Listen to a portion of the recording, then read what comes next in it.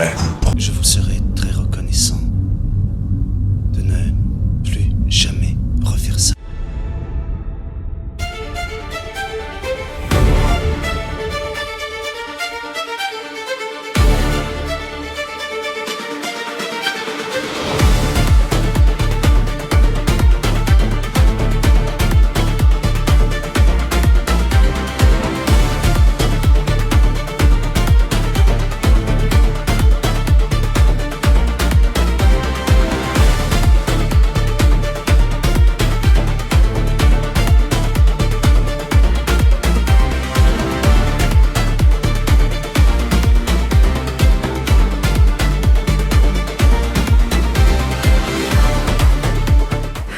Bonjour à toutes et à tous et bienvenue dans une émission spéciale et ça sera une émission en fait plusieurs émissions autour d'un film.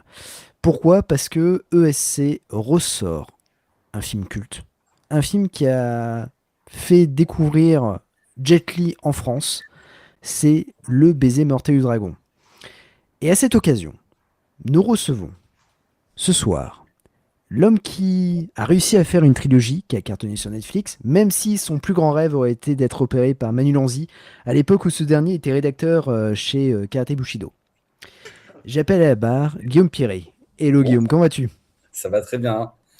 Très content d'être confronté à Manu Lanzi pour répondre à ses actes en 2004. On dirait un débat politique.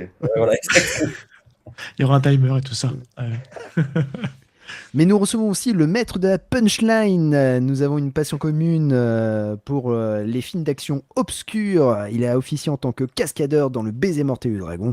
J'appelle au micro Manu Lanzi. Oui. Salut Guillaume, ravi de faire ta connaissance. Ouais, super. Et pour finir, bien évidemment, fidèle binôme du podcast, on l'appelle le jukebox dans la profession, car si vous remettez une pièce dans la machine, il vous parlera toute la nuit. Aujourd'hui, il a mis sa ceinture noire pour vous parler de fight. J'appelle mon poteau Seb. Comment vas-tu, Seb ? T'es vraiment un gros bâtard. Hein. Oui, je sais. Bonjour tout le monde. On a écrit tout ça, Jazz, hein, on est d'accord. Ça sort pas. Oui. Là. Non, c'est écrit. Pas du tout évidemment. improvisé, c'est écrit. Pas mal. C'est écrit. Bon, Je messieurs, bah oui. Mais comme toujours, moi je prépare toujours les émissions. Ouais. Voilà. Mon cher Seb, nous avons donc Manu Lanzi et Guillaume Perret. Nous allons pouvoir leur poser des questions sur, à la fois pour Manu Lanzi, ce qu'il a pensé du tournage du baiser mortel du dragon, de son expérience, et puis Guillaume Perret, de En ce tant qu'il que pense, fan numéro en tant un. que fan numéro 1, de ce qu'il pense de ce film. Bah, moi, à la base, je suis venu comme vous en intervieweur pour Manu. C'est-à-dire, j'ai plein de questions. C'est vrai, Voilà. pas de souci, on fait Eh ça. ben carrément. Allez. Ouais, Moi, j'étais Manu. pas sur le film, j'étais trop jeune. Ouais. J'étais encore dans le sud-ouest. Donc, du coup, j'ai découvert Manu Lanzi en kimono. Donc, j'ai plein de questions pour Manu. Ah putain, ouais, j'ai mis le kimono. Ouais. Eh ben Manu, prépare-toi. Ouais. Parce que là, Ouais, on va poser les vraies questions. va Est-ce pas que tu étais un poser vrai des vraies karatéka ? questions, Est-ce voilà, que tu as c'est ça. vraiment ta ceinture noire ? Est-ce que Oh. tu es un artiste martial légitime pour pouvoir faire de la Ça sert à cascade ? Donc voilà, c'est des vraies questions que tout le monde se pose. Hein. Non, mais ça sera intéressant aussi. Non, il n'y a pas que moi. Il faut que Guillaume y chronique un petit peu le truc. Et à voir. Moi, c'est intéressant de savoir pourquoi moi j'aime ce film et pourquoi vous l'aimez. Oui, Parce que moi, Ah il y a ouais, carrément. plein de choses qui font qu'effectivement, je pense que c'est un film que j'adore. Et je l'ai déjà en Blu-ray. Je vais reprendre la version ESC, bien évidemment. Voilà. Donc, Pareil. pas trop vite les gars, pas trop vite. moi, première question envers Manu, c'est comment t'as atterri dans ce film-là ? Eh ben, c'était une grande époque, c'était le Golden Age du film de baston en France, grâce à Besson. Et en fait, il y a un casting qui s'est organisé, donc tous les cascadeurs de l'époque, moindres que maintenant, ont été au courant de ça. Oh la gueule, putain. Voilà. Et ouais, tout, putain, bien vu. Waouh, Oh, la pas de dossier, vache. j'étais pas au courant. Ah putain, où est-ce que je suis moi? J'ai des cheveux à l'époque, hein. Ah ouais. Ah ouais, je suis au Ah, je milieu, te vois, t'es au milieu. je suis à côté de Philippe Guégan, que vous allez recevoir. Ah, c'est drôle. On va zoomer un peu. Ouais. Ok. Non, mais non, zoom pas. Si. le bâtard. Oh, les pixels. Je te vois bien. C'est bon. Bon, voilà. Bah, j'avais des bush. Hein. Mais donc voilà, et ce casting a été organisé. Donc c'était, il y avait Corian, son assistant. Ah, mais il y a Jet Li David sur la Lane photo aussi. Aïe, aïe, aïe. Il y a qui? Il y a Jet Li sur la photo. Non ? Ah, mais il y a du monde. Hein. il y a Jet Li, ouais. Bah oui, bien sûr, il y a Jet Li, il y a les assistants, il y a David Lane qui est là, il y a plein de cascadeurs. Hein. Il y a Corian qui est à côté de Jet Li. Et Pascal Guégan aussi, le frère de Philippe Guégan, qui est un petit peu sur la gauche. Donc voilà. Et non, gros casting. Donc tous les pratiquants d'arts martiaux, cascadeurs, on y va. Et puis là, bon, ce qui est assez incroyable, c'est que c'est dans. Je sais plus où c'était. C'était vers Épinay, un truc comme ça, bref. Et, euh, et du coup, tu vois pas Jet Li directement. C'est pas lui qui fait passer le casting, ça va de soi. Et t'as Corion qui est là, t'as son assistant, David Lay, t'as les cascadeurs qui sont là. Et puis, en fait, c'est des groupes qui passent les uns après les autres. Donc, soit c'est des personnes qui viennent, qui n'ont rien préparé et qui viennent tout seuls montrer leurs aptitudes martiales, ou d'autres personnes, comme nous en l'occurrence. Quand je dis nous, c'était Olivier Schneider, Michael Trude et Sébastien Pérez, qui est cascadeur aussi. Donc voilà, et on s'est pointé là-bas. Et nous, on avait préparé des mini chorégraphes de 10 mouvements, avec évidemment à la fin une vrille, un flip poisson, un portefeuille, 2 ou 3 kicks, voilà. Et on est passé. Alors, tu faisais un petit tout seul. Tu te présentes, bonjour, je m'appelle Guillaume Piret, je fais voilà, de la lutte bretonne. Et, et, Mal.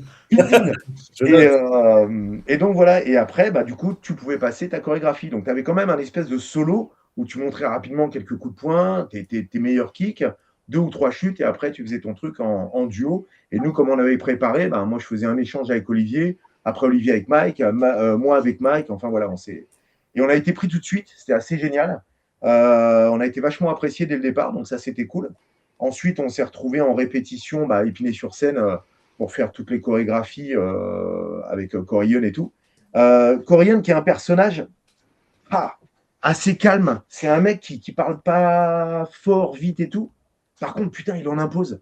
C'est un mec, voilà, tu le vois, il crée des trucs, tu as ses cascadeurs qui lui proposent. Il a un œil, il dit non, on va plus faire ça, ça, ça. Alors, paix à son âme, bien évidemment, le mec, il était un peu chubby, il avait un bon petit ventre, il mangeait les boulettes à la cantine, mais sur le coup, putain, dès qu'il bougeait, il y avait un truc. Je dis putain, et puis même, c'est Corion, quoi, tu vois, t'es face à Corion et toute son équipe. Donc moi, évidemment, je faisais la boulette dans le pantalon, c'était génial. Et donc voilà, donc on a fait ces répétitions. Il y a eu énormément de changements, sachant qu'ils ont sélectionné tel et tel cascadeur pour telle scène, notamment le dojo, pour après, il y avait ça. Et moi, je me suis retrouvé sur 2 séquences, sur l'orphelinat avec Olivier Schneider, et aussi après au dojo. Donc ça, c'était assez génial. Et en fait, il y a eu... ouais, tiens, exactement, putain. J'ai une anecdote là-dessus qui est assez drôle. En fait, cette photo, ça a été la première photo officielle qui a été posée sur les magazines. Impact, Mad Movie, machin, etc. Mais il y avait 2 photos. Il y avait celle-là où on voit le visage d'Olivier.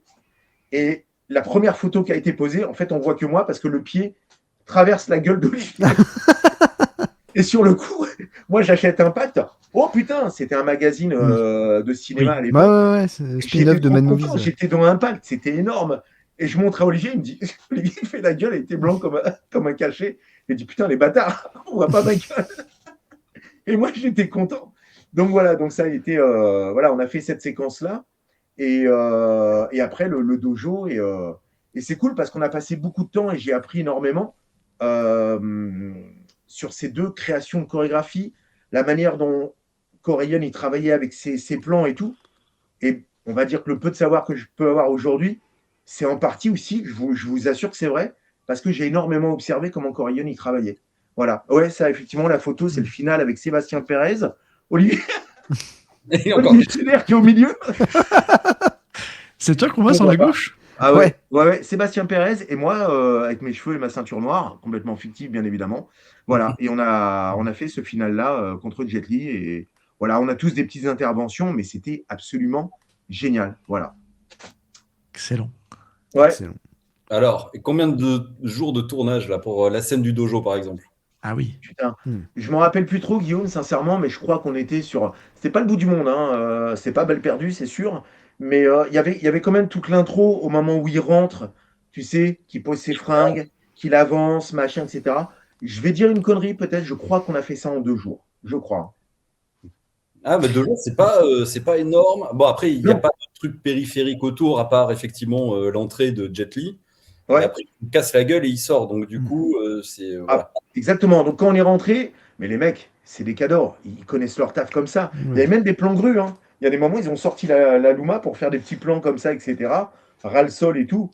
Mais Corion savait exactement ce qu'il faisait. C'était génial. C'était fou. Et encore une fois, j'ai vraiment énormément appris en regardant.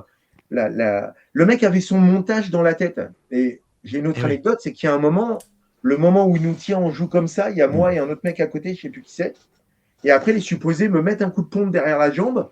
Ça me remonte un peu la jambe sur laquelle il met un coup de pompe. Et ensuite, il me plie le truc. Il a fallu une bonne dizaine de prises pour que je comprenne le mouvement. Je ne sais pas pourquoi, j'ai complètement bugué Ouais. à ce moment-là. Ouais, exactement. Et juste après ça, il fait un double kick, mais Ouais, pas- hyper simple. ouais. Tu le vois à peu près. Et c'est un insert. Oui, oui. Et Corayon, il y a un moment, il commençait à perdre patience. Tu vois, et, putain, il y avait Philippe Guégan qui était là aussi en régleur français. Et il dit, tu comprends rien ou quoi? Sinon, je comprends pas. Et il fallait que ma jambe reste un peu en l'air le temps que, comme Oui. si, tu vois, il m'avait poussé et que j'étais dans l'inertie du truc. Voilà, et j'ai fait de la merde à ce moment-là, mais il m'a assez vite pardonné, parce que je crois qu'il m'aimait bien, on rigolait beaucoup ensemble, et donc voilà. Mais alors, à ce moment-là, alors, une vraie T'as merde. rebossé un peu avec lui en plus, Corayon, sur le transporteur, non? C'était pas toi aussi qui était. On s'est retrouvé sur le transporteur après que j'ai fait le talisman avec Philippe Ouais. Coq en Chine. Oui. Et là, grosse anecdote, et je vous jure que c'est vrai, Olivier pourrait témoigner.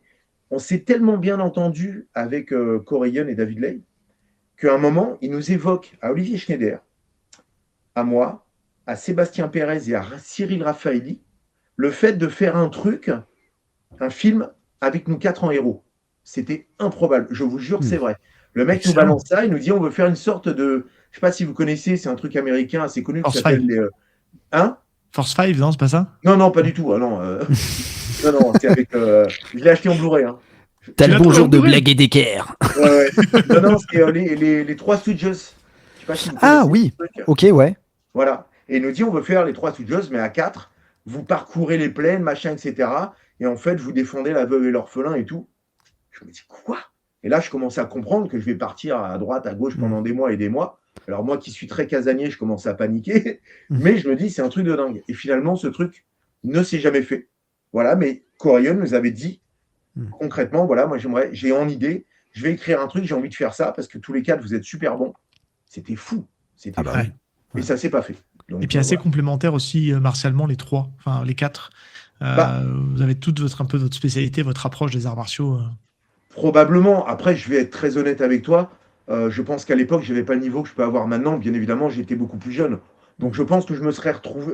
Moi, connaissant mon passé martial, à l'époque, il y avait encore beaucoup de travail à faire pour. Voilà. Mais sans fausse modestie, tu vois. Olivier, pareil. On venait de la même école, puisque nous, ça fait 30 ans qu'on se connaît, pas loin. Donc, voilà. Mais bon, Raffaelli, c'était le monstre que c'était. Sébastien Pérez était très bon, mais avait des choses à apprendre aussi, probablement dans le domaine du filmage et tout, on s'est dit on va se retrouver sur un gros truc. Moi, je me sentais pas les épaules, puis avec ma gueule de con, mes cheveux en l'air et mes lunettes, je dis mais je vais ressembler à rien, ça marche pas. Mais en toute honnêteté, tu vois. Donc je trouvais pas que j'avais une gueule de cinéma. Ou alors il m'aurait mis un petit peu en ridicule, tu vois, les cheveux en l'air. Tu sais, à la Jerry Lewis dans Sinoc. Ah ouais. Donc, Ou alors le look Et que voilà. tu avais dans le talisman. ouais, le talisman, mis à part la veste à paillettes, il n'y a pas grand chose, hein, franchement. Mais les cheveux aussi, on en parle ou... Ah, c'était pétard. C'était Ouais. alors monsieur, C'était l'époque. monsieur Seb, c'était la mode à l'époque. Hein. Pardon. Je taquine, je me permets, je taquine. Non, permets. Mais Et par contre, j'ai une vraie question sur les chorégraphies de combat et les combats, parce que je vais mettre un peu de contexte aussi pour les auditeurs, mais tu nous avais expliqué dans une ancienne émission du transporteur, entre la prévise de Corée 1 et ensuite après le rendu final avec le montage à la Besson derrière, etc. Ouais. Est-ce que le rendu de la scène, mettons du déranration, je la trouve sympa, mais c'est vrai que si on la prend un tout petit peu avec du recul, elle est quand même vachement cutée. Elle est, voilà, tu vois, elle est faite d'une manière. Est-ce qu'il existe une version? dojo, tu veux dire? Oui. Ah Est-ce non, que elle c'est est la pas version? coupée. Non, mais est-ce que c'est la version définitive de Corée 1 ou est-ce qu'elle Alors, est, tu vois? Je vais être très franc avec toi, j'en sais absolument rien. Je D'accord. suppose que non. Je sais pas pour la simple et bonne raison, c'est que c'était la première fois que je travaillais avec Coryon. Quand on s'est revu sur Transporteur, déjà quand il nous a retrouvés, il était content de nous voir. Tu vois, c'était assez drôle. Il se Mais souvenait de j'avais vous. pas sympathisé suffisamment pour qu'il Ok. nous montre le truc. Mais par contre, sur Transporteur, c'était vraiment lui qui venait nous voir avec son ordinateur. Truc. C'est comme Jet Li, il était beaucoup plus sympathique sur Danny the Dog que sur le baiser mortel du dragon. Ouais. Pour moi, c'était quelqu'un d'assez fermé, d'assez posé, qui répétait pas plus que ça avec nous. C'est souvent sa doublure qui faisait des trucs. Je me rappelle, alors je le descends pas, hein, mais le mec qui était avec sa clope, il regardait la Coref, il était avec son chapelet de collier un peu Bouddha là et tout. qui Ouais, très tripotait et croyant. tout. Ouais, absolument. Ouais. Et sa doubleur faisait les trucs et tout. Puis à un moment, ok, il posait la clope, il venait. Alors, c'est pareil, il pouvait changer des choses au dernier moment. Et encore une anecdote, par exemple, vous regardez au montage. Guillaume, si tu connais bien le truc, il y a un moment, Jet Li, il est dos à la cam. Nous, on avance vers lui. Et Ouais. il commence à laminer les mecs au niveau des jambes, en avançant. C'est un plan comme ça, etc. Je fais 2 fois la chute. C'est-à-dire que je me fais balayer, tu me vois tomber comme une merde en mode savonnette, on repasse sur lui, rebelote, deuxième. Et finalement, si tu regardes bien, Oui, un tu faux verras raccord. que. Ah oui, il y a un faux raccord, parce que normalement, il devrait y avoir un mec, un wagon juste avant moi. Or, voilà. Et en fait, ils ont pris Ah, la truc 2 fois pour que ça fasse un petit peu plus de trucs. Et, euh, et donc voilà, et j'ai pas souvenir, ça remonte quand même, hein, j'ai pas souvenir qu'il y ait eu des cuts. Quand j'ai vu le film, j'ai dit putain, la séquence m'a vraiment plu Ouais. parce que, t'étais content, ouais, ok. C'était ça ma ah question. ouais, elle est Ouais, surtout. brute quand même, elle est brute. Oui, Jet oui. Li est quand même assez étonnant. Mec, quand il bouge, c'est pas une légende, le mec va très vite, hein. Oh la vache, c'est un paix sur une toile cirée, quoi. Pfiou, il est passé. Waouh, qu'est-ce que c'est que ça? Et après, voilà, seul défaut, des fois, il tape un peu fort. Il te demande, ça va, ton sternum est passé de l'autre côté. Tu n'as plus qu'à lui répondre lui, Il, mais il est, normalement, tu n'as plus de il cage est comme thoracique. ça, en plus, c'est ça qui est fou. Ouais, ouais. Hmm. Mais il est puissant. Il est Ah vachement ouais. puissant. Donc voilà, donc c'était c'était hyper intéressant aussi de voir comment il enregistrait les chorégraphies et comment il les reproduisait après. Voilà, tout simplement. Ok. Moi, j'ai une question pour Guillaume, parce que en renvoyant. Alors, moi, pour vous dire, le baiser mortel du dragon, je l'ai vu petit, en VHS, et je l'ai pas revu depuis. Alors, je l'ai vu énormément de fois en VHS, et je l'ai vu la semaine dernière, je l'ai revu. Et en fait, en revoyant le baiser mortel du dragon, je me suis dit, il y a une inspiration par rapport à Balle perdue, il y a un lien, en fait. Et est-ce que vraiment le baiser mortel du dragon a été une de tes grosses inspirations pour Balle perdue? Ah oui, c'est même. Ouais. Il y a énormément de références pour Balle Ouais. perdue. Et pour tout ce qui était. J'allais faire un film qui se passe en France, un film de track. Donc, les Américains, ils appellent ça le Man on the Run. Donc, c'est le film de cavale. Et moi, j'adore ça, les trucs de cavale. Mais l'influence numéro un, c'était le baiser mortel du dragon. Ça correspondait à une époque où, enfin, le film, il m'avait fasciné. Le fait que ça se passe à Paris, qu'on ait Jet Li. Donc, du coup, moi, j'étais fan de la secte du Lotus Blanc. Ouais. On sortait de toute la période Matrix, etc. Donc de voir ça à Paris, en fait, c'était assez dingue de voir du kung-fu dans des rues françaises, en fait. Pardon, je te coupe, Guillaume. Du coup, tu l'as vu au cinéma ou en cassette? Ah, je l'ai vu au cinéma, j'étais, j'aurais raté ça pour rien au monde, quoi. Voilà, c'était fou.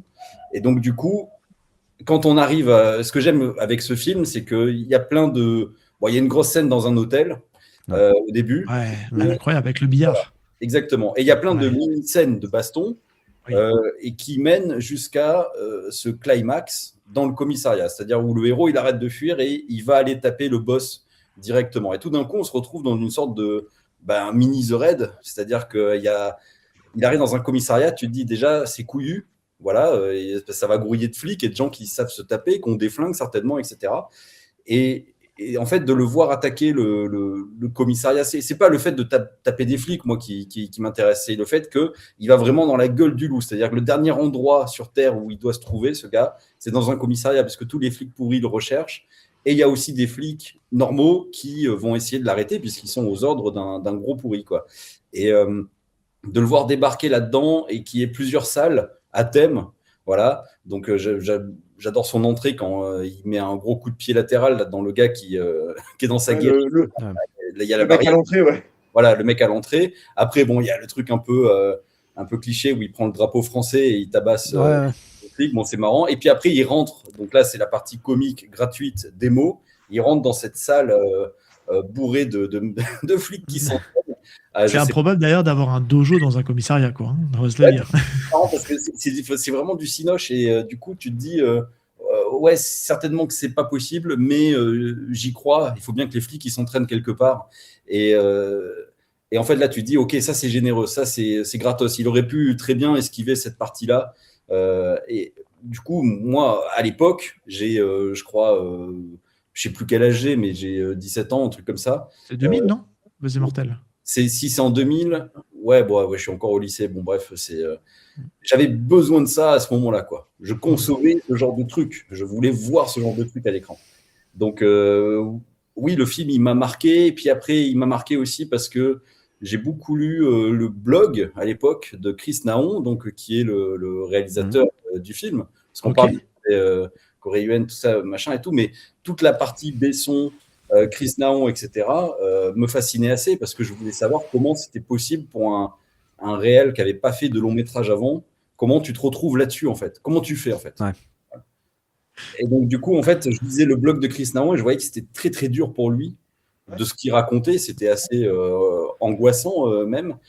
Et il était à l'époque aussi sur les forums d'Allociné, donc on lui posait tous des questions. Ça faisait partie des réals accessibles avec Julien Seri, etc.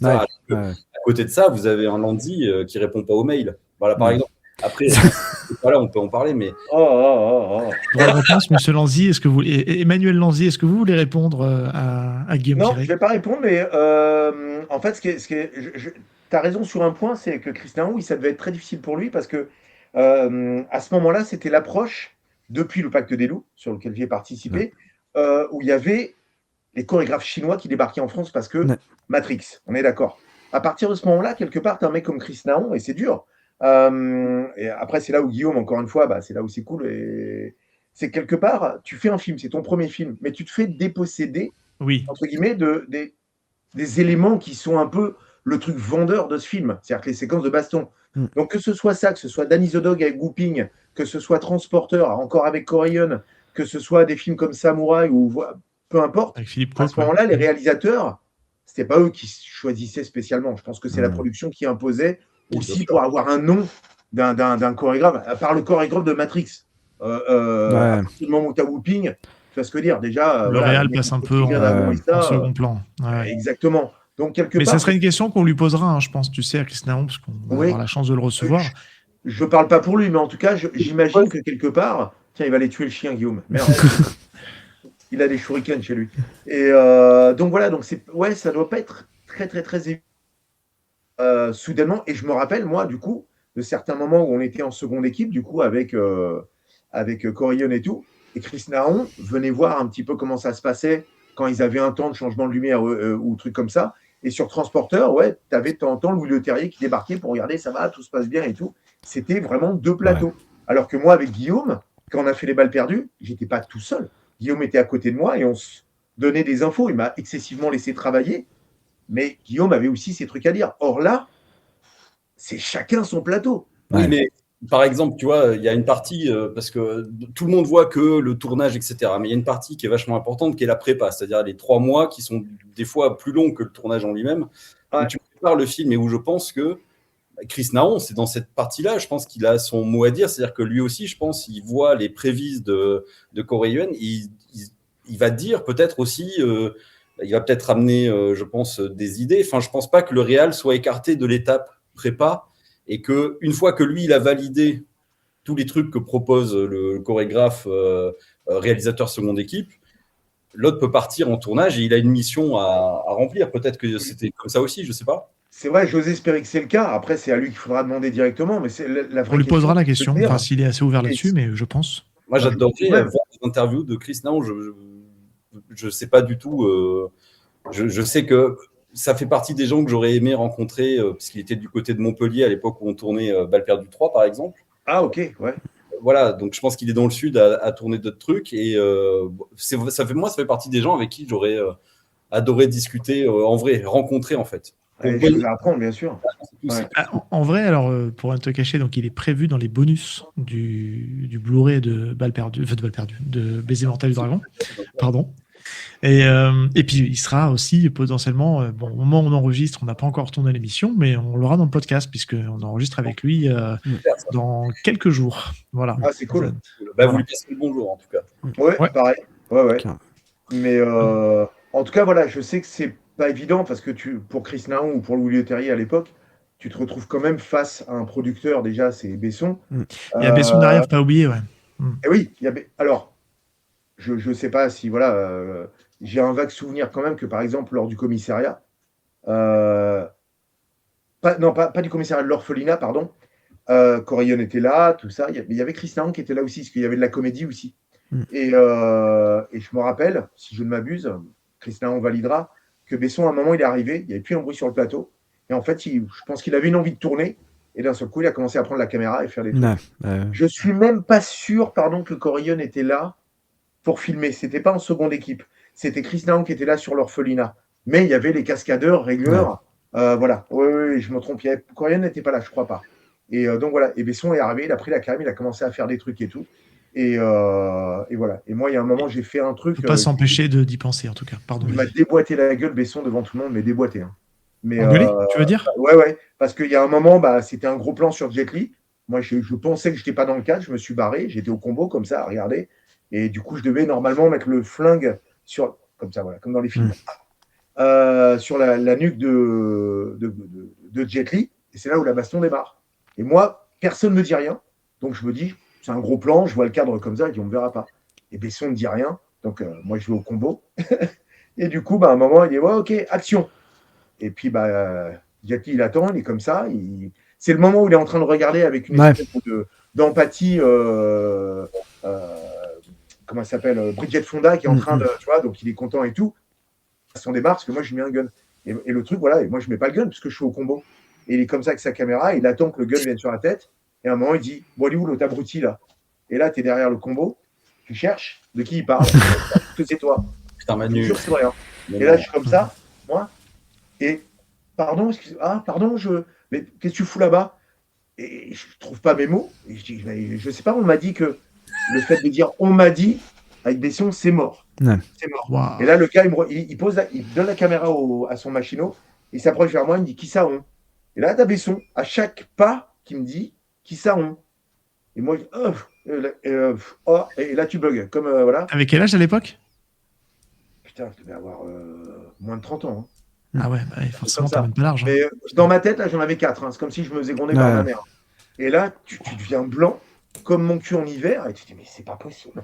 Et le mec, pas un bruit sur le plateau, pas une aide, rien. J'étais, mais alors, suspendu à un fil prêt à tomber, le mec qui coupait, tu vois.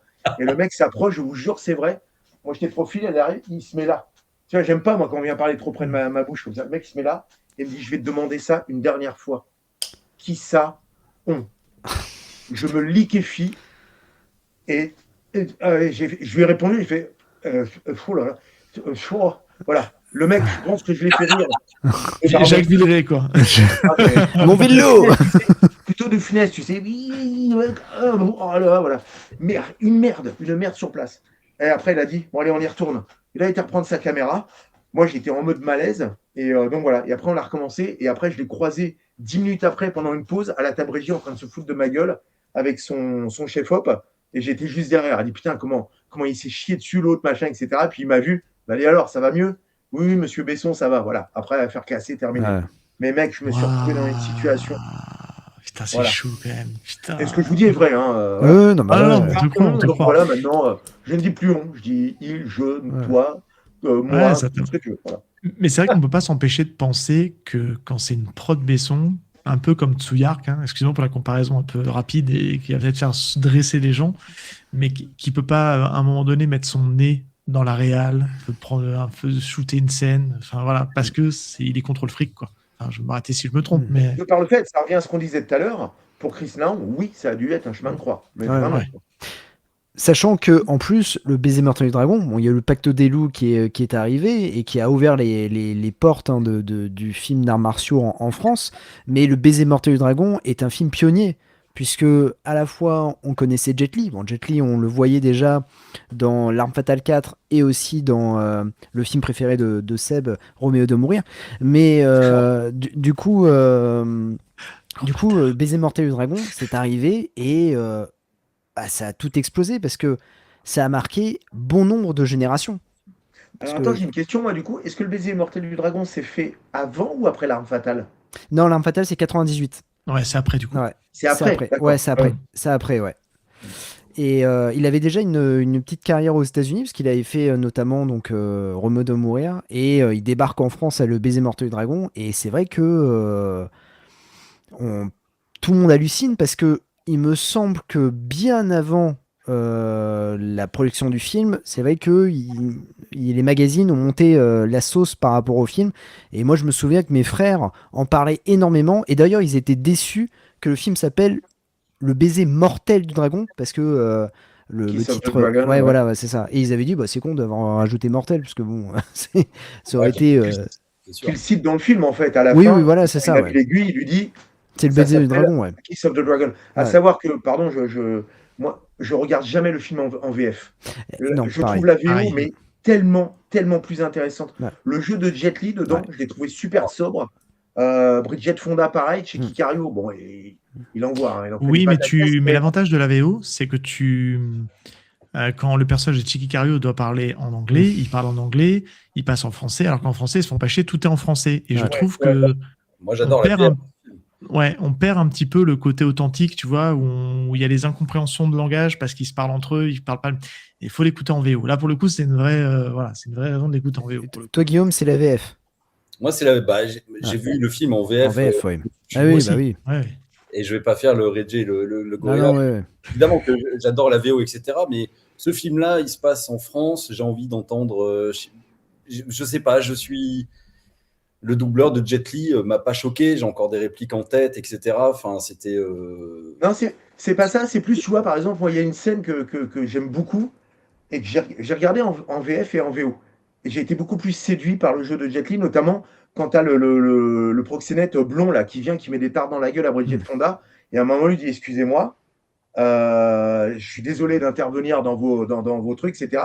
Et moi, je ne vais pas le faire en anglais, parce que voilà, mais la Si, manière si, dont allez, il s'il te parle. plaît, tu peux le faire. Ah non, en mais anglais il dit, mais je le connais bien. En plus, il dit I'm sorry to interfere in your business, but Voilà.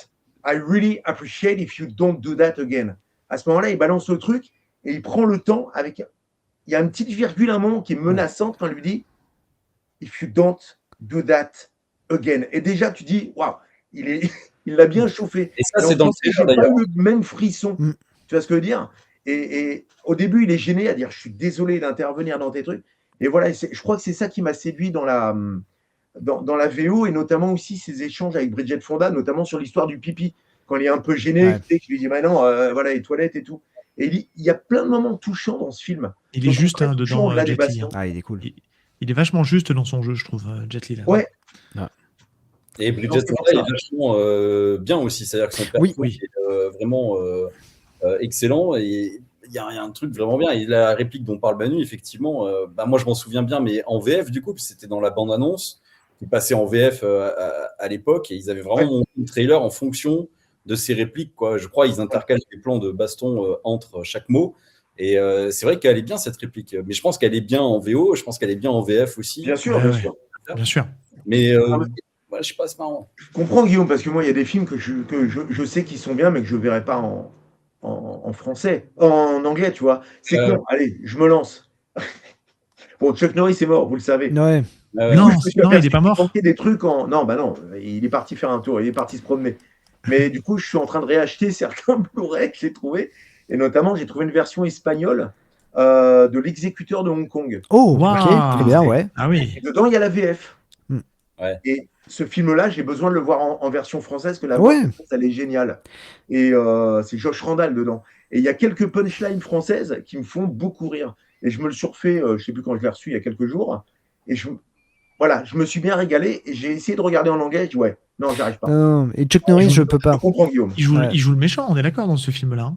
Non, c'est un mec Non. qui va chercher, en fait, qui travaille pour un casino et qui va récupérer les dettes des mecs qui n'ont pas payé son employeur. Je Et confonds. il y a un Ok. moment, non, il n'est pas méchant du tout. Je pense que tu confonds avec Massacre à San Francisco, Ouais, c'est ça. où il c'est a ça. une bacante, mon gars, on Mm. dirait un balai brosse. Une coupe, c'est Playmobil. Mais voilà, et il y a plus de poils sur le torse que sur la tête, mais le film, il est bien flingué. Mais L'exécuteur de Hong Kong, il est vachement sympa. Ok. Ouais. Et les Chuck Norris, on digresse, hein, mais les Chuck Norris, moi, c'est 100% VF. Je peux pas les regarder en VO. Pourquoi? Parce que Chuck Norris en tout cas, n'avait aucune intonation dans sa voix, en fait, quand il parlait. C'est comme ça. Ouais. C'est un peu comme David Duchovny. Tu regardes X-Files en VF, tu regardes X-Files en VO, bah, tu préfères la VF parce que X-Files en VO, c'est. Il a Après, aucune il y a eu plein de intonation. voix françaises. Hein. Il y a même, comment il s'appelait Oui, Commissaire Moulin. Ouais. Hein Yves Régnier, ouais. Ouais, Yves Régnier, bah, dans C'est le temps pour un Ouais. flic. Mais non, le mec qui faisait la voix de Starsky Hutch, comment il s'appelle Ah, Jacques Balutin. Non, l'autre. Ah, Michel. Michel Roux. Non, non Roux. plus. Non, Michel Roux, c'est Vigny que tu American parles Born ou l'autre. Merde, j'ai pas son. Et en fait, dans Force 5, c'est la voix du mec de Hutch. Putain, comment il s'appelle? Merde. Voilà. Bon, bah, les auditeurs. Ah oui, qui parle un peu comme ça. Là, Exactement. Qui est la voix de... Et c'est la voix de Très bien. Magnum, ouais. Ouais. Ouais, oui, c'est ça, ouais. C'est pas Jacques Balutin, c'est l'autre. Putain, ça va me revenir avant la fin du truc. Là. Donc voilà. Donc Non, il est Guillaume, passé il l'a par pas. plein de C'est trucs. Francis Lax. Francis Lax. Voilà, Qui est aussi exactement. la voix d'Harrison Ford dans Star Wars et L'Arche perdue aussi. Il y a une Exactement, douce, ouais. Ouais. Donc, Ok, ouais. donc voilà. Donc, on dirait sur Chuck, mais bon, voilà. Ouais. Mais voilà, mais juste pour dire, en fait, Jet Li, par contre, ouais, effectivement, c'est ce qui était assez impressionnant à voir, c'était encore une fois sa rapidité et tout.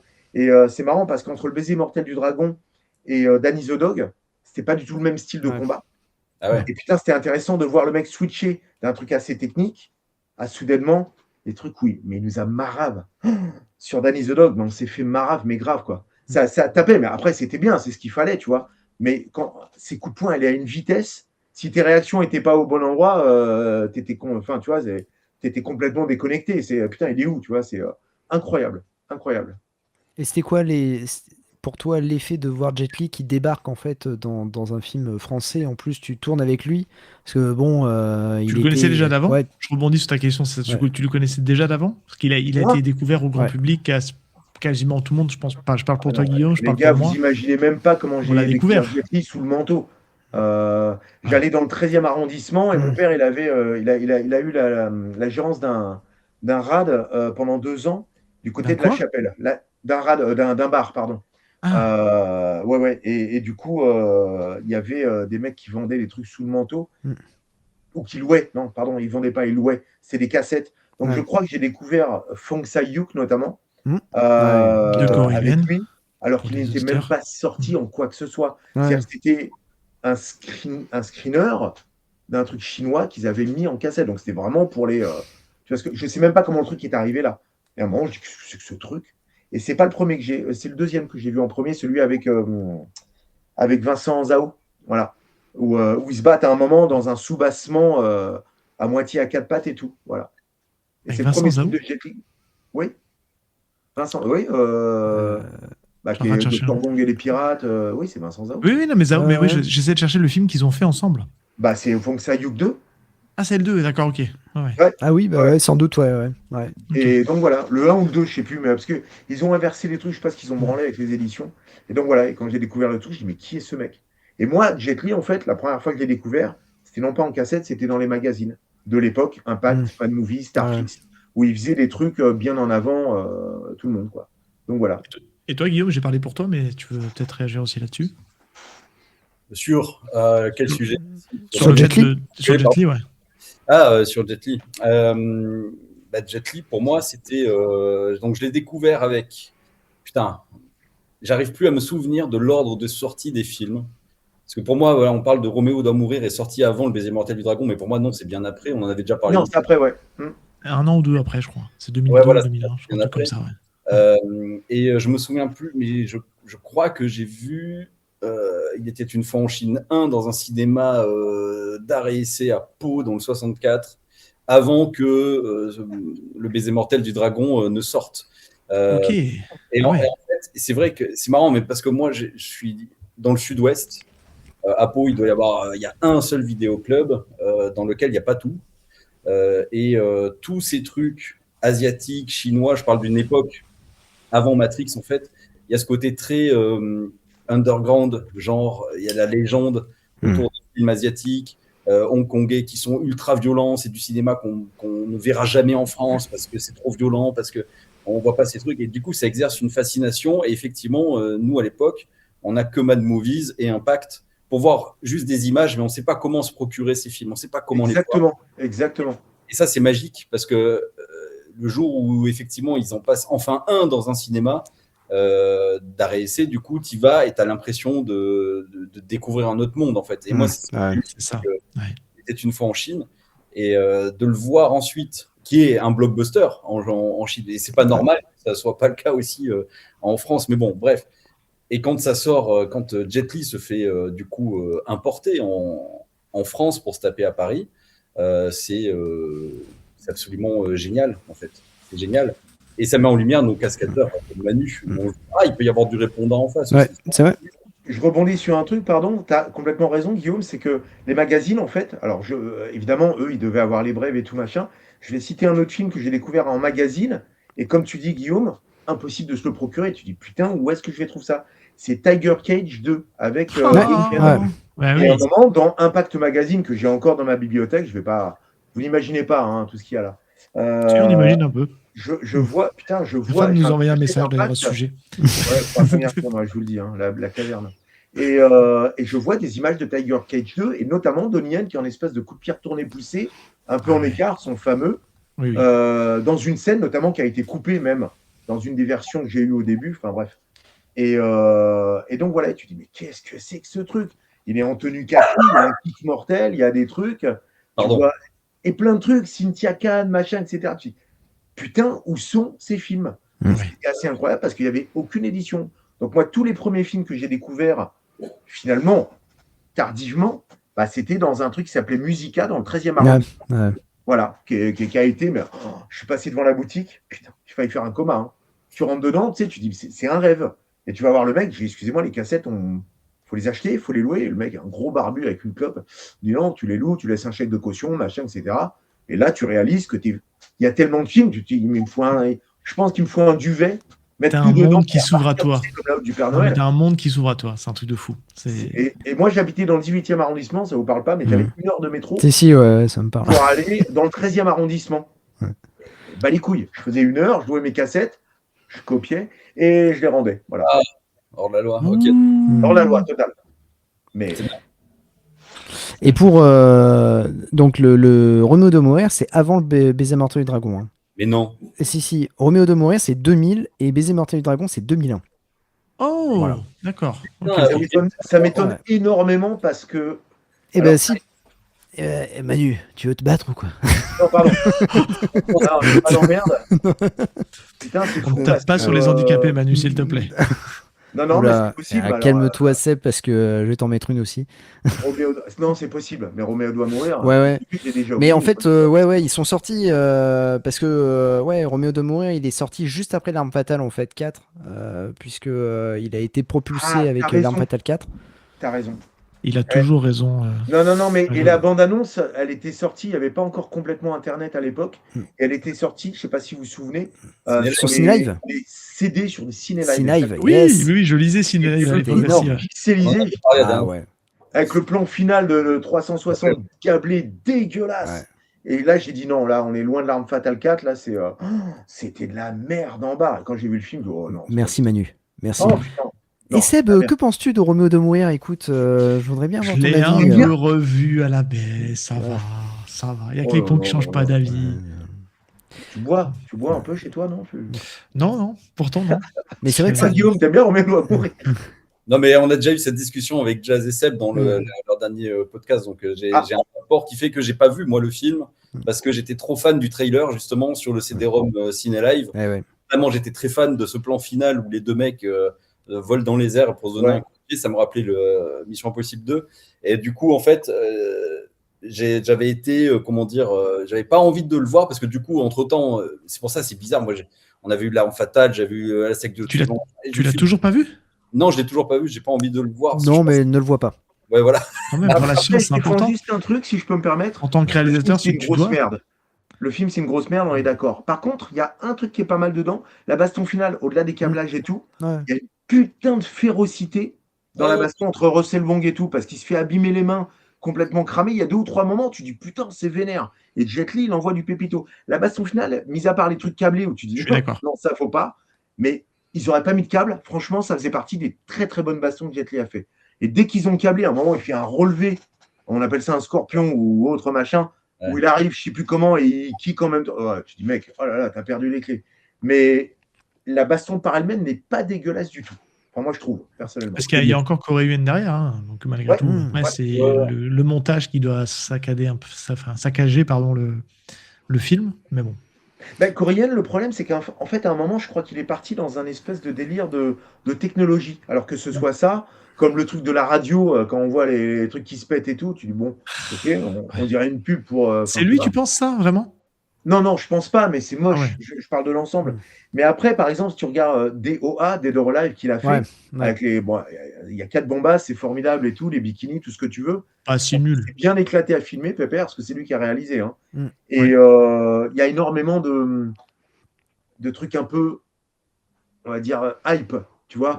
On Mais n'est des pas dans ouais. l'ancien style et tout, il fait des ralentis de ceci, de Ouais, cela.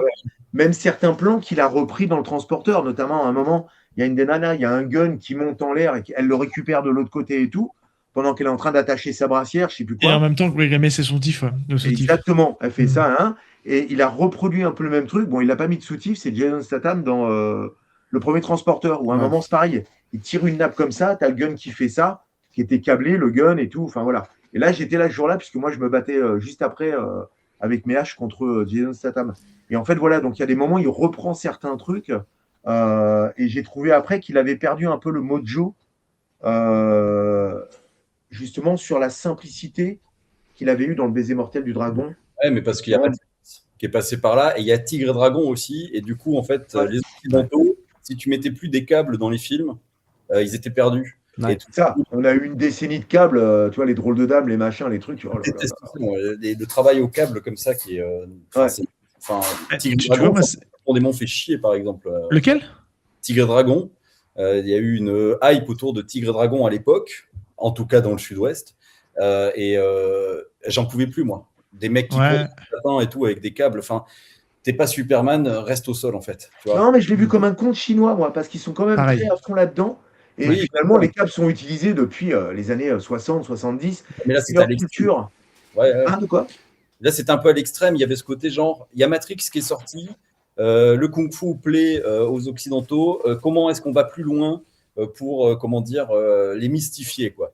Et donc, Ouais. alors, c'est parti dans des délires. Ouais, après, Tigre et Dragon, c'est un peu le film pour, entre guillemets, donner le dictionnaire du film asiatique aux Voilà, Européens, tu vois, et aux Européens et aux Occidentaux, quoi. Mais après, tu vois, tu parles de câbles. Moi, j'ai un énorme coup de cœur, et c'est encore un film avec Jet Li. J'aime beaucoup Hero. Ah, j'adore Ils ont Hero. dit- Mais parce que c'est quand Non, il y même. a du câble, hein. C'est Mais il y a du oui, câble. mais c'est ultra bourrin dans l'approche. C'est-à-dire que Tigre et Dragon, c'est des combats, c'est de la danse, en fait, quoi, tu vois. Mais Oui. Héros, je me souviens il y a toute une DA qui est quand même vraiment Sublime. incroyable. Sous la pluie, là, Jet Li dans le temple, là. Enfin, Ouais. les combats sont vraiment bourrins. C'est hyper stylé, Héros, hein, franchement. Après, il y avait énormément de câbles déjà dans les Il était une fois en Chine, Oui, notamment ouais, le 3 où là, totalement, ils se ouais, sont ouais, lâchés. Ils ont dû acheter des kilomètres de câbles. Mais, Ouais. mais comme tu dis, il y avait cette férocité de combat. Alors que c'est vrai que le baiser, pardon, pas le baiser mortel, mais Tigre et Dragon, c'est beaucoup plus ballet, beaucoup plus démonstratif, kung-fu et tout ça. Il n'y a pas de férocité. Mais oui et non, la baston dans la taverne, quand tu as Jiang Zi qui déboîte les mecs, c'est hyper câblé, mais c'est jubilatoire. Il y a quand même des bonnes golden à droite à gauche sur des gros colosses et C'est tout. parce que c'est Zhang Zi aussi. Oui, oui, bah après, voilà quoi. Mais voilà, mais les câbles, ça a toujours existé dans le cinéma asiatique. Mais je vois ce que tu veux dire pour Tigre et Dragon. Ça a été, regardez ce qu'on sait faire, parce que c'était une production chinoise et un peu américaine, je crois. Il y avait un. Ouais, ouais, il y avait des ronds des Américains, ouais. Oui, c'est ça, parce que c'est. Ah oui, c'est Angli. Oui, Oui, absolument, oui. Ouais, ouais. Mais quand tu parles des câbles, par exemple, dans Il était une fois en Chine, etc., tu sens qu'il y a des câbles pour aider à faire un truc vraiment spectaculaire, mais pas au détriment de la gravité n'existe plus, en fait. Donc, alors, mais parce qu'on suit un héros qui est quand même exceptionnel et qui a une technicité, mais dans Tigre et Dragon, je suis désolé, il vole. Tu vois, Oui, directement, ils volent, je suis d'accord. il Ouais. glisse sur l'eau, etc. Donc là, ça devient, pour moi, c'était too much, en fait. C'était trop. Oui, oui, t'as raison. Ouais, ouais, c'est vrai, ouais. Et après, Ouais. les câbles, oui, mais quand on les sent pas trop, bah, c'est sûr, dans Il était une fois en Chine, on les sent. Il tient sur une chaise, hein. Il tient sur une accumulation de chaises tout en haut. Mais ça tue, ça. Ça, j'y crois, quoi, tu vois. Si tu me dis, oh, il n'y avait pas de câble pour cette scène, je me dis, ok, il n'y en avait pas. Enfin, T'as jamais utilisé de Il y en câble, avait. Manu, dans tes chorégraphies de combat? Non, j'aime pas du tout le câble. Je déteste Ok. le câble parce que je suis beaucoup plus terre à terre. Je préfère 1000 fois plus faire des trucs, bah, encore une fois, à la balle perdue et tout, parce que tout le monde sait que c'est mon style. Mais en ce moment, par exemple, bah, je suis en train de travailler sur la suite de Loup-garou à Prague. Oui. Et bah, il y a un moment, il y a un des personnages qui a les pouvoirs du loup-garou. Donc, il a fallu que je chorégraphie des trucs avec du câble. Et j'ai travaillé ça avec mon pote Pascal Mercury, qui est mon câbleur attitré. On a fait les prévises et tout, qu'on a envoyé après à Prague. Et il y a un rigueur là-bas. Et donc, voilà, et la semaine dernière, j'étais. Voilà, il y a des moments où il y a des kicks sautés, des machins. L'autre qui prend un pain, qui fait des. Quand ça fonctionne, ça voilà. Mais je suis pas du tout friand. En fait, j'ai appris à câbler en Chine avec Philippe Coq, tout ça, etc. Et je suis pas patient, ça m'emmerde. Dès qu'il y a un nœud, je jette le truc, je dis allez, va chier. Donc voilà, c'est jamais très très beau le câble, je trouve. Voilà. Tu cries beaucoup sur les tournages? Non, c'est bon, ça va. Non, mais nous, on a une relation particulière sur les tournages, donc du coup, on s'amuse beaucoup, donc il n'y a pas besoin cool, de. Ça. Ouais. J'avais pas entendu ce que tu as dit, Seb, pardon. Non, je te charriais en disant que tu cries beaucoup sur les tournages. Ça faisait un peu le lien avec ce qu'on disait au début. Moi Non, je pense être de bonne humeur, mais je speed. Je suis hyper speed. Ah ouais, quand tu sais que tu as peu de temps pour faire une scène de combat, j'ai pas le temps d'enfiler des perles, donc on va se balancer des vannes et tout, on rigole. Mais les mecs, ils sont à peine allez, on y retourne, machin, etc. Voilà. Donc, je pense être un peu plus énervé que Guillaume, qui est un peu plus calme. Donc, c'est bien, ça fait une balance, parce que s'il y a deux mecs comme moi, je pense que c'est pas possible. Mais voilà, non, crier, non, je crie jamais. Non. Non, mais c'est cool. Ah non, c'est naze. Moi, j'avais une question, Manu. Est-ce que le baiser mortel du dragon a été pour toi... est-ce que tu as eu des opportunités? En fait, ça t'a ouvert des portes? Le fait que le film ait eu un succès, qu'on te voit, voilà. Non, pas du tout. J'étais un cascadeur parmi les autres. Donc, je te dis, mis à part cette rencontre avec Corian, avec qui on a retravaillé après, du coup, j'ai limite pas eu besoin de passer de casting pour le transporteur. C'est lui qui m'a demandé. Donc, c'était trop cool. C'est trop cool. Et ensuite, je venais de terminer le talisman avec Michel Yeoh. Je rentrais de Chine. Et je ne sais plus exactement combien de temps après. En fait, la production m'a appelé. Ils m'ont dit, tiens, Corian, il aimerait bien faire un truc avec toi et tout. Je crois qu'il savait que j'avais bossé avec Michel Yeoh, en plus, qu'il m'en avait parlé. Et donc, voilà, je me suis retrouvé sur cette séquence avec les haches face à Satam. Mais non, on a tous été à la même enseigne. J'étais un parmi tant d'autres. J'étais loin d'être une star là-dessus, tu vois. Donc, non, on a mis à part l'expérience, le kiff et le fait peut-être de retravailler après sur Danny the Dog. Non, absolument pas. Non. Et moi, j'avais une question pour Seb, parce qu'il n'a pas trop parlé sur le baiser mortel du dragon. Comment tu l'as découvert, le film? Pareil, moi j'ai un peu des souvenirs un peu lointains, ça remonte à quasiment, enfin c'est plus de 20 ans. Mais j'étais au lycée aussi, parce qu'on est à peu près de la même génération avec Guillaume. Et je pense que c'est sur Canal+, je pense. Mes parents à l'époque avaient Canal. Et il a dit, moi j'ai pas pu le voir au cinéma, parce que c'est des périodes où j'étais un peu jeune, j'avais peut-être 15 ans peut-être à l'époque, 15-16 ans à l'époque. Tu ne l'as pas vu en crypté, j'espère. Comment? Tu ne l'as pas vu en crypté, j'espère. Alors ça, c'est l'autre version. On en parlera après minuit. Voilà. Non, mais je crois que c'est sur Canal, et puis j'ai dû l'enregistrer, et puis je l'ai regardé après en VHS. Mais non, moi, ça m'a mis une énorme claque à l'époque. Je trouvais que moi, ce que j'ai retenu, c'est forcément la scène du commissariat, que j'avais trouvé juste hallucinante. Mais j'aime beaucoup aussi la scène de fin avec je fais des guillemets, mais pour ceux qui nous écoutent en podcast, les jumeaux. Et c'est le commissariat toujours. Hein. Ouais, qui se passe toujours dans le commissariat, mais c'est le gros combat de fin que tout le monde attend. Et j'avais trouvé à l'époque Cyril Raffaelli avec ses kicks de ouf. J'avais dit, mais d'où il sort ce gars? Enfin, je veux dire, c'est peut-être son premier film, je pense. On l'avait jamais vu avant. Et autant j'aimais pas l'autre personnage, je trouvais un peu pâteau, pas intéressant. Bref, il était là pour le côté bourrin. Mais Cyril Raffaelli, je trouvais qu'il volait limite un peu la vedette sur ce moment-là, parce qu'il était juste impressionnant martialement.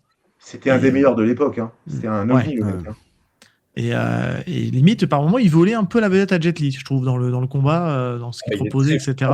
Il était vraiment flippant pour le coup. Ouais. Aussi rapide que lui. Et là, tu te dis, là, il a un adversaire à sa mesure. Et en plus, il a un frère jumeau qui fait 2 fois la taille de Raffaelli. Mais oui, les coups faisaient très très mal. On y croyait vraiment. Hein. Ça faisait vraiment et puis c'est vrai qu'avec du recul, tu vois, encore une fois, moi je vais pas revenir là-dessus parce que les auditeurs le savent, mais j'ai découvert vraiment à rebours vraiment le cinéma asiatique. Et on a déjà vu pas mal d'Européens qui ont travaillé à Hong Kong et qui ont affronté des artistes hongkongais ou asiatiques. Et je me dis, purée, déjà lui, en fait, quand tu mets ça en parallèle avec tous les Européens, il allait déjà quand même, par rapport à d'autres, très très vite, quoi. Enfin, je me dis, impressionnant la rapidité des kicks. et la Ouais. précision. Enfin, on voit que ça passe vraiment pas loin. Après, c'est la magie du cinéma, hein, vous allez me le dire avec votre œil d'expert. Mais franchement, ça fait le taf et vraiment assez bluffant, quoi. Là, j'ai une petite anecdote là-dessus, c'est à savoir qu'au début, c'était pas du tout Cyril et Shaili, Didier Azoulay, il Mm. s'appelle, le grand. C'était pas eux qui étaient prévus, pas du tout. Ok. En fait, le Black qui se bat dans le Ouais. reste, qui tape sur la colonne et tout, à l'origine, c'était lui. Parce que moi, j'étais tout le temps au dojo pour des répètes et machin. Je faisais un peu partie, enfin, pas de la core team, mais on était quand même souvent assez présents. Et ils avaient commencé à travailler avec lui et un autre cascadeur qui s'appelle Sébastien Pérez. Et à un moment, bah, moi, Seb, on s'était rencontrés sur le Pacte des Loups. Et cascadeur français, mais très bon technicien. Putain de kicker, machin, etc. Pareil, qui vient du Winchon et tout. Et pendant un moment, ils avaient évoqué que ce soit Le Black et Sébastien Pérez qui sortaient de nulle part. Hein. C'est comme si moi, on m'avait dit, tu fais le truc. Hein. Putain, tu vois, voilà. Et, euh, et finalement, ça s'est pas fait. Au fur et à mesure, alors je vais parler pour Seb parce que le Black, je le connaissais pas. Seb me racontait des trucs. Putain, mais mec, ouais, ça. Donc, il partait dans une autre pièce, il faisait des castings, enfin pas des castings, mais des images, des machins. Je pense qu'ils l'ont testé dans tous les sens. Et au fur et à mesure, on va dire que ce qu'il faisait a été réduit. Et à la fin, il s'est retrouvé, mais en fait, il est dans la séquence d'ouverture à avoir un triple coup de pied sur Jet Li avant de prendre une planche à repasser dans la gueule. Il a les cheveux mi-longs, un peu comme ça. Ah oui, dans la Ouais, laverie. ouais. Ok. Et Seb, Ouais. en fait, qui est un très très bon technicien, maintenant qui travaille avec Laurent Demianov sur plein de trucs et tout. Je me rappelle, putain, le KO mec, il a peut-être, été, du mais. coup? Ah, Si tu parles de Laurent Desméneuves, KO, du coup? oui, Il c'est était ça. sur. Ouais. Ok. Mais Laurent n'était pas dessus. Hein. C'est vraiment Seb Perez que j'ai rencontré moi sur le Pacte des Loups. Oui, oui, non, mais je Et, fais le lien pour ce qu'on a parlé de ouais, KO dans le podcast. Donc, comme exactement. c'est Laurent Desméneuves qui Ouais. chorégraphie. Et l'autre, Ok. il a vu son truc, mais alors réduire en peau de chagrin et se retrouver à faire ça. Parce qu'entre-temps, alors là par contre je ne sais pas, mais ils avaient découvert Cyril. Et je crois que c'est Besson qui a dit, putain, je veux ce mec. Je crois qu'il le connaissait déjà parce qu'en fait, putain, bah, en fait, ils avaient fait Taxi 2. Et en Ouais, fait, il ok. Raffaelli fait le ninja, qui est un nunchaku et qui fait la baston. Et Besson, elle a dit, ben, vous allez me mettre ça. Et c'est là où ils sont partis après, je crois, à caster un autre mec, donc Didier Azoulay, qui vient du karaté Hmm. et qui Ah a fait bon? tout ce film-là. Hein. Ouais, il vient du karaté, ouais, il a fait du karaté. Et Ok. donc voilà. Bon, oui, ça se voit pas, j'avoue, ça se voit pas vraiment. Mais Je ne ferai et pas de moi, je jugement. m'entraînais quand on répétait. Didier Azoulay était à côté, il faisait ses kicks, ses machins, etc. On avait discuté un petit peu, il était gentil tout plein, quoi. Mais bon, voilà, il n'avait pas le. Si vous allez sur YouTube, vous trouverez des petites pépites avec lui. Voilà, tu dis bon, je pense que c'était pas fait pour toi. Voilà, sans aucune méchanceté, mais voilà. Mais à l'origine, c'était pas du tout Cyril et Didier Azoulay. Voilà. Didier Azoulay, d'ailleurs, que j'ai découvert pour la première fois, mais gosse, dans Hélène et les garçons. Parce Oh qu'il fait une waouh. apparition. Ouais, ouais. C'est une vanne. Non, non, Tu vas c'est pas pas me une dire vanne. qu'il a un lien avec Jean-Michel Ah Azoulay, non, c'est ça que tu veux dire? non, pas du tout. Non, je sais pas du tout, mais il joue dans Hélène et les garçons, en tout cas. Parce qu'il a le même nom qu'un certain le groupe producteur de Jean-Luc, ouais, Bemprod. Jean-Luc Azoulay, Jean-Luc ouais, Azoulay, ouais, pardon. Jean-Luc Oui, Ok. Jean-Luc Azoulay, Azoulay, ouais. ouais. Mais non, mais il jouait dans Hélène et les garçons, il fait une apparition, ouais. Putain, là, vous avez une pépite Ouais, dans votre podcast, là. ouais, Au-delà de Guillaume Pirret, vous avez une pépite, là. Hein. voilà. Pardon. Ah, mais moi, je suis pas surpris. Il faut travailler. Voilà, c'est ça, Avec on est dans les années 90. T'es plus belle la vie. Enfin, Voilà. Ouais, T'as ouais. vu ça? Et on a bien été sûr. chercher loin, hein, quand on a appris ce truc-là. Est-ce que tu savais, toi, Manu? Non, pas du tout. Non. Et Mais il il y vous a des l'a trucs sur moi caché, que vous savez Quentin? pas, parce que moi, j'ai fait 2 ou 3 pépites aussi, les Lui, gars. Ah, vas-y, balance. Vas-y, Ah ouais, dis-nous. allez, moi, je vais assumer. J'ai Vas-y, 54 ans maintenant, je m'en bats les couilles. qu'on rigole. J'ai été faire le ninja sur le Big Deal, hein, à une époque. Hein. Oh, Ah, excellent, incroyable. Ah ouais, mais C'est c'est genre, excellent. ah c'est ouf. ouais, ah J'adore ouais. là. J'ai fait Eh, ça pip, pip. et. Ah ouais, non, ouais. J'étais habillé en ninja et machin, je faisais des trucs. Ouais, ouais, j'ai fait ça et j'avais fait, j'avais fait aussi un truc, c'était une série. Bah, ça n'a pas duré longtemps, qui s'appelait Le Grec, mais Ah pas le oui, grec. T'as connu bah avec ouais, Rachid Ferrage, tout ça. Ouais. ouais, bah c'était pas produit par Jean-Luc Azoulay? Mais si, justement. Oui, oui, c'est ça, ouais, ouais, ouais. Et je me suis retrouvé là-dessus à faire de la cascade, voilà, à me faire casser la gueule à un moment où j'emballe une meuf, donc voilà. Et après, t'as des mecs qui viennent me dépouiller, donc j'ai fait ça. Oh, putain, mais non, allez, j'ai quelques casseroles quand même. Mais le big deal, on est là. Ah ouais, le big deal, quoi, purée. Oui, T'as la ça classe. va, ça Non, va. mais la classe. Oh, Non, mais il n'y a pas de petites expériences. Hein. Franchement, Non. moi, non. je pense que ouais, c'est. Oui. Il est Enfin, gentil, Guillaume, quand même. Hein. non, mais tous les gens que je connais, tous les gens qui sont soi-disant au sommet maintenant, etc., commencent tous en bas de l'échelle et ils font des trucs. Mais je pense que ça reste des bonnes expériences et c'est Ah très oui. important. Hein. Stallone tu sais vient dans qu'on un a fait de la érotique, hein. figuration. Pardon, tu sais qu'on a fait de la figuration avec Alban Lenoir sur la série avec Michel Créton, euh, Centrale Nuit. Ah, putain, Ah, excellent. on a passé, Avec donc on a Vanessa passé un Demouy? temps. Ouais, exactement, Ok, ouais. d'accord. Vanessa Demouy, ouais. Ah, Pardon. excellent. Et du coup, et voilà. Et on a passé pas mal de temps ensemble avec Alban en figu là-dessus, avec Simon Astier aussi, des Ah ouais. cascadeurs et tout. Ah ouais, ouais, ouais, il y a un moment, et Alban, Incroyable. il est passé après un peu chef de file sur des trucs et tout. Il m'a fait bosser. Il m'a fait faire tous mes cachets. Il a dit, il te manque combien? Ah, je dis, laisse tomber, mec, c'est la Bérésina. Il a dit, tu feras tes cachets. Et il m'a fait faire tous mes cachets. Donc, voilà. Alban, si tu nous regardes, voilà. D'ailleurs, on l'attend toujours dans le podcast, Alban Lenoir, mais je vois qu'il se fait un peu Oui, bah, je désirer. pense que tu vas attendre, hein. Mais tu vois, ouais, c'est mort. Putain. C'est un c'est peu vrai. notre goal de vie, hein. Une fois qu'on l'aura, on arrête, hein. On le dit. Ouais. Voilà. Non, je déconne, c'est pas vrai. Je pense que là, vous avez tout gagné avec Landy. Hein. Franchement, Ouais. Ouais, bon. encore plus rare qu'Alban. C'est bien. Hein. Non, mais Alban, putain, il a un parcours, Alban, mais Ben tellement ouais, c'est ça qui est incroyable. intéressant, mais il a pas beaucoup Incroyable. Je veux dire, on parlé. se connaît depuis tellement longtemps, on a grandi ensemble. Alban, moi, je suis hyper admiratif de tout ce qu'il a pu faire. Parce que lui aussi, il a fait des merdes. Hein. Il a fait des trucs, et putain, il y a un moment, tac, tac, tac, tu vois, et voilà, donc c'est. Ouais, maintenant, moi, ce que je souhaite pour Alban, au-delà des films de baston qu'on a pu faire et tout, on a fait aussi Il était une fois de Clovis Cornillac. Là, je sais qu'il fait un truc, je ne sais plus ce que c'est. Bon, il y a Lucky Luke, il y a tout Ouais. ça. Mais moi, j'adorais pour Alban qu'il arrive à retrouver un rôle du même acabit qu'un Français, tu vois. Un Ouais. truc où tu dis, Ouais, putain, non, le mais mec, carrément. en plus, avec sa patine, sa gueule et son expérience de maintenant, voilà, quoi, tu vois. Donc, Bah après, moi, je trouve qu'honnêtement, pour revenir sur Alban, encore une fois, c'est pas pour te brosser dans le sens du poil que je te dis ça, Guillaume, mais enfin, le combo, les 3 balles perdues et même dans Les Orphelins, moi, je trouve qu'il fait un taf. Il fait un taf super. Il est un peu le, tu vois, enfin, c'est encore peut-être une comparaison un peu facile, mais c'est un peu le nouveau Belmondo, tu vois, dans le côté un peu comédie, le côté un peu action, tu vois, le mec voilà, qui fait ça. Je trouve que c'est, enfin, il a eu quand même des super rôles et qui méritent encore plus d'être découverts et redécouverts, tu vois. Et c'est vrai que après, j'ai pas vu Lucky Luke, donc je sais pas. Les retours sont assez mitigés, je trouve. On va dire les choses. J'entends un peu tout et son inverse en fait sur ce truc-là. Bah oui, bien Donc, sûr. Ouais, tout, hein.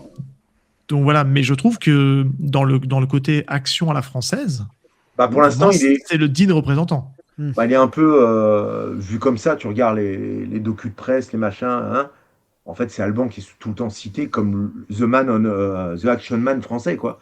Bah T'as oui. Nassim Liès qui commence à faire des trucs aussi. Tu vois, là, il y a Bagarre qui va sortir. Ouais. Bon, hein, comment Hein. voilà.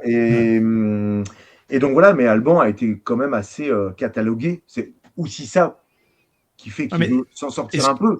est-ce Mais que le c'est bonhomme, grave? oui, c'est notre bébé à nous, c'est clair et net. Bah, est-ce que Et c'est Dieu- grave en soi? C'est pas grave. Non, mais je peux comprendre Alban qui vient il adore les trucs d'action et tout, mais je pense que, pardon, je vais dire un truc tout bête pour Alban, mais tu vois, par exemple, j'ai découvert tout à l'heure la dernière bande-annonce de Statham, Ouais. Munity ou Mutiny, je sais plus quoi, Oui, c'est ça, ouais. réalisé par De Richer. Richer.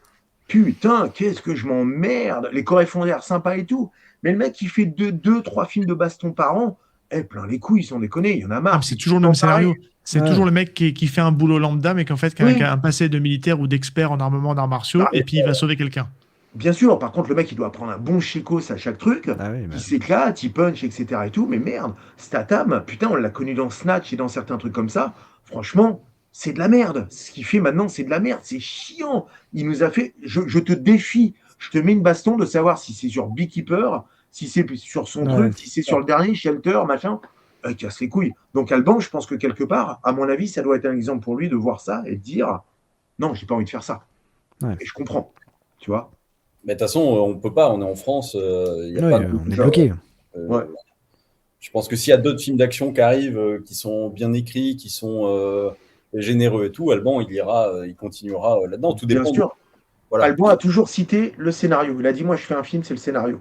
Si Ouais. le scénario est bon, je suis capable d'enlever mon slip, il n'y a pas de problème. Mais par contre, voilà, il ne fera pas un B-movie ou un truc, etc. Tu vois, bah, je parle pour lui, mais Alban, à l'époque, sur AK, vous savez tous qu'on lui avait proposé un truc sur Fast and Furious avec Charlize Theron et tout machin. C'est sûr, sur le CV, ça fait bien. Mais je pense qu'Alban, il ne serait pas éclaté, alors que AK, il avait un vrai truc à défendre, tu vois. Et puis Aka est super, hein. Ouais, Accessoirement, Aka est j'ai vraiment, beaucoup aimé. vraiment, hein. vraiment top, hein.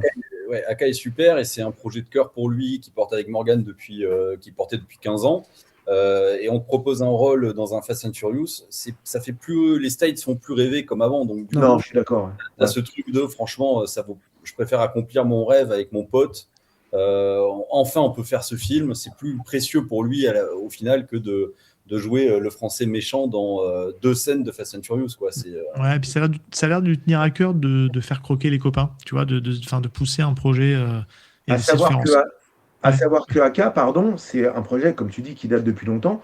On avait fait un, pas court métrage, mais un espèce de teaser, ça devait durer 15 minutes à l'époque. Il y a longtemps, je parle de ça, putain, mon fils était tout petit. Ça remonte à facilement.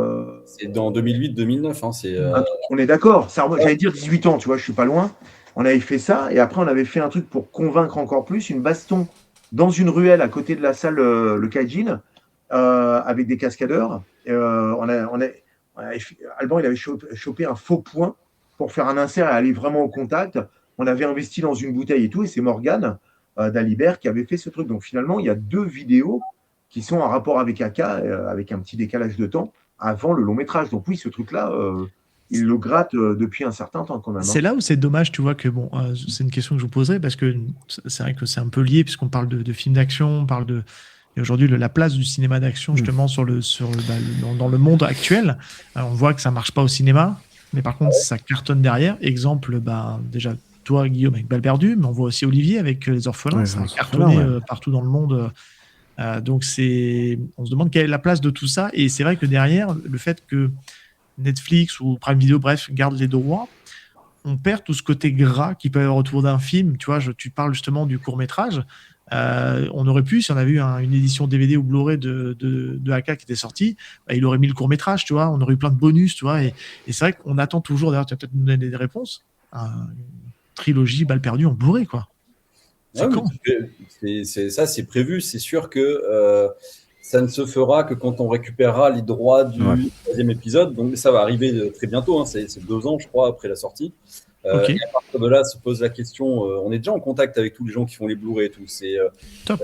Qu'est-ce qu'on va foutre dans les bonus, en fait. Il y a Donc, plein de trucs. on bosse sur ça aussi. C'est-à-dire, on récupère les droits de nos courts-métrages. On va faire des commentaires audio. J'en ferai un avec Manu. J'en ferai un avec Alban. Enfin, on voudrait que ce soit une édition totale et pas juste balancer le Blu-ray à la Fnac.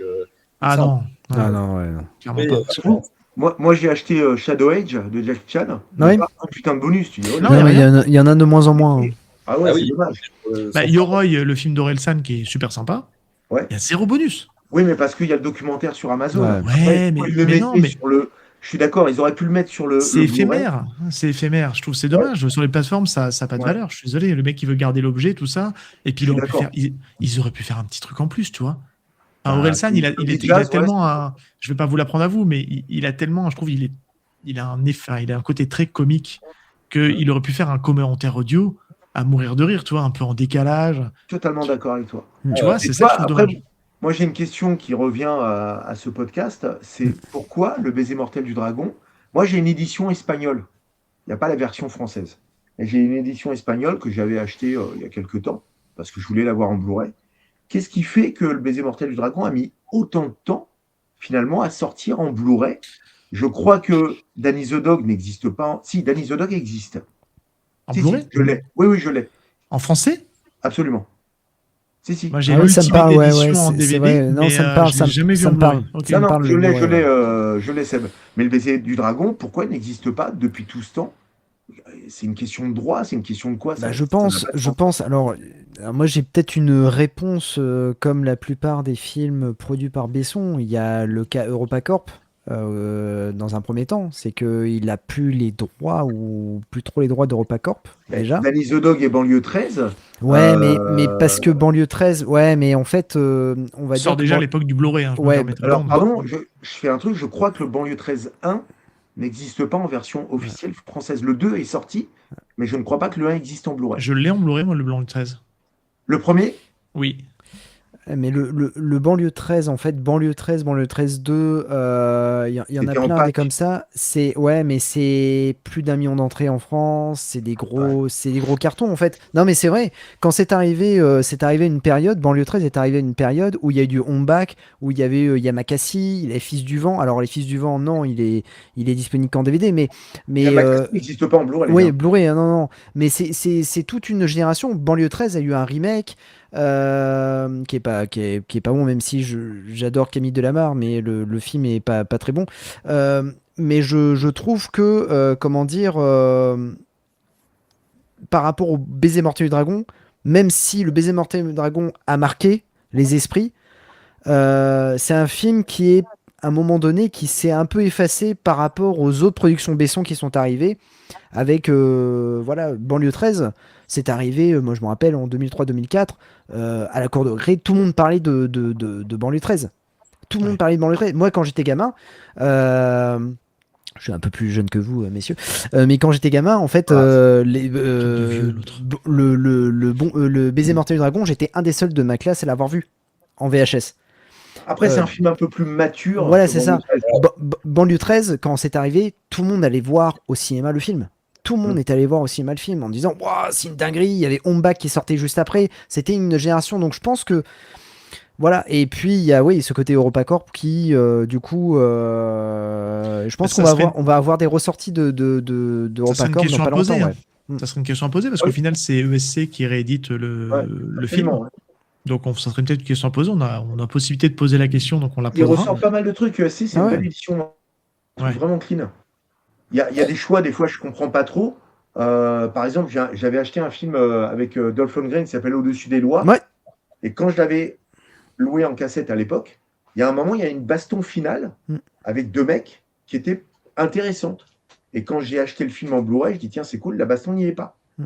Mais est-ce que Ouais, c'est c'est lié à, est-ce ouais. que c'est lié à ESC ou est-ce que c'est lié au master qu'ils ont acheté peut-être dans une autre maison? J'en sais Tu vois. foutre rien. Par contre, elle est en bonus, Ouais. en grain un peu dégueulasse et tout, mais elle n'est pas dans le film. Donc tu Oui, dis, parce que en fait, il me semble que dans les bonus, il t'indique que tu as la version longue. En fait, dans les bonus, je crois que c'est ça. Il y a un truc. non, mais pourquoi elle avait été éditée en cassette comme ça sur Ouais, un... bah ouais, mais je comprends, ouais. Donc c'est bizarre, quoi. Ouais. Et Mais tiens, Guillaume, toi, dans ton futur projet de ressortie, est-ce qu'on aura un peu de gras? Est-ce qu'il te reste un peu de gras de balles perdues que tu n'as pas utilisé? Non?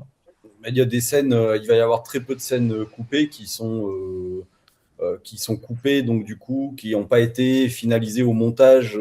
Donc en fait, non, ça n'a absolument aucun intérêt. On est dans une typologie de film où on tourne vraiment l'essentiel et on n'a pas le temps de tourner du gras pour tourner du gras. Ouais. Donc, des fois, ça peut arriver, mais il n'y aura pas de version longue de certaines scènes ou de. Voilà, c'est tout. Non, mais c'est.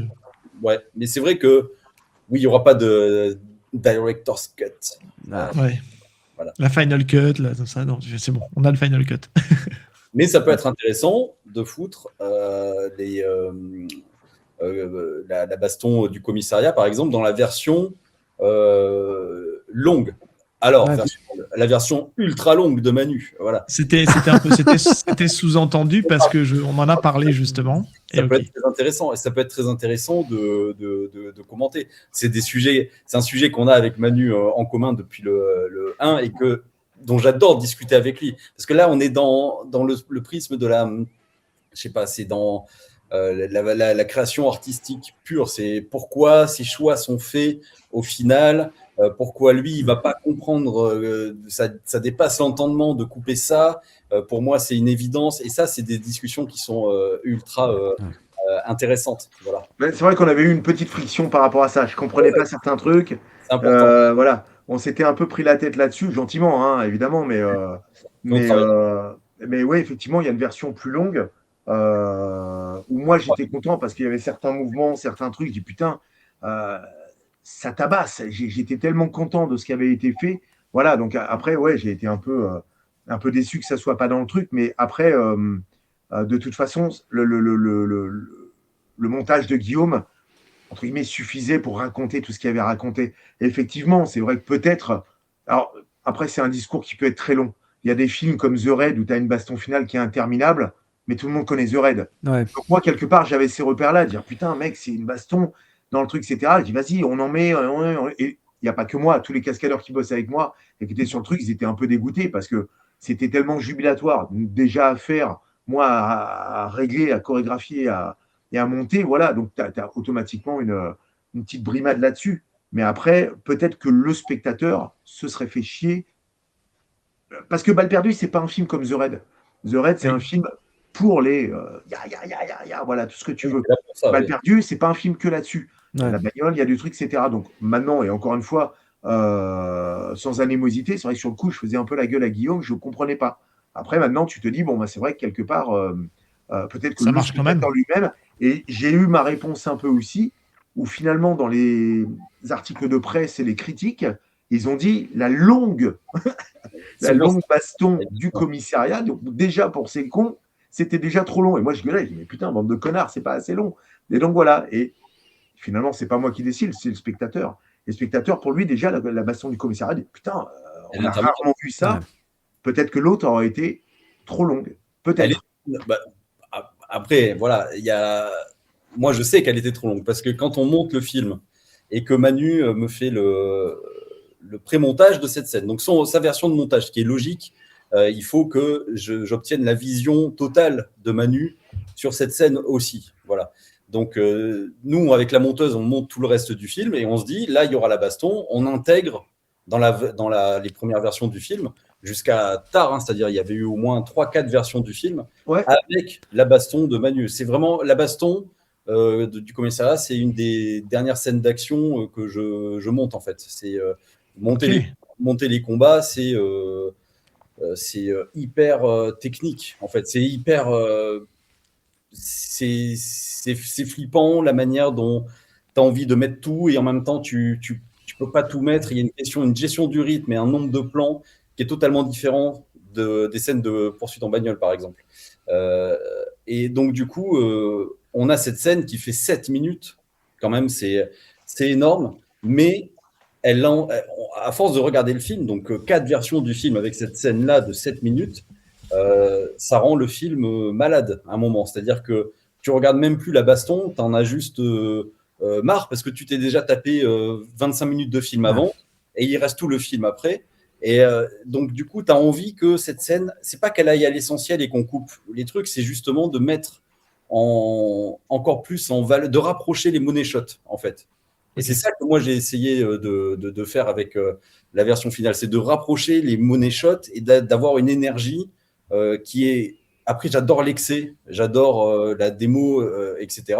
Donc, j'ai pas essayé de saboter le matériau de base, au contraire. Quoi. Voilà, non. Après, cette baston, elle est placée à un endroit qui est, justement, comme tu disais, elle aurait été à la fin, peut-être qu'on aurait pu mettre l'intégralité dans la longueur et tout. Mais là, c'est vrai que, comme tu dis, justement, elle est à un endroit où tu dis, waouh, putain, ça va être quoi après, tu vois. Et maintenant, avec, pas la maturité, mais je veux dire, le nombre de temps que je regarde, il y a certains films maintenant, quand le combat est trop long, ça me fait chier.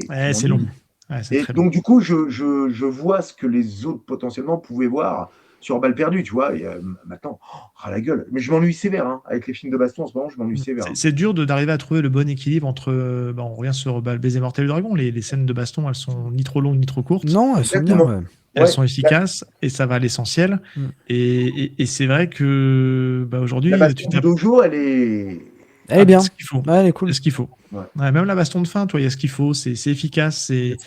C'est à un moment donné, c'est le trop plein et ça devient vraiment, on devient des surhommes, quoi. Qui aujourd'hui peut avoir un cardio qui tient aussi longtemps, pouvoir se relever 50 fois. Il y a un moment donné. Après, il n'y a pas beaucoup de mâchoires qui peuvent encaisser ce que les mecs se foutent sur la gueule. Hein. Notamment, j'ai regardé la track dans le 102 qui est absolument super. Aussi, vous l'avez vu déjà? Ah ouais. Moi, j'ai adoré la première saison. Hein. Bah, la première saison, j'ai adoré. La 2, elle est hyper vénère. Par contre, les mecs sont des coups de batte, des trucs, etc. Ils finissent quand même à l'hôpital, mais normalement, avec ce qu'ils se mettent, normalement, tu termines en légumes, hein, t'es en... Voilà, donc il y a un excès un peu trop, tu boudes pas ton plaisir. Par contre, il y a des bastons, mec. Notamment, je conseille à tout le monde de regarder la série, ne serait-ce que pour le méchant, qui est interprété par un mec qui avait fait Ninja Assassin à l'époque, qui s'appelle Rain. Ah, ok, d'accord. C'est lui le méchant. T'as regardé, Guillaume? J'ai tout fini il y a 3 jours.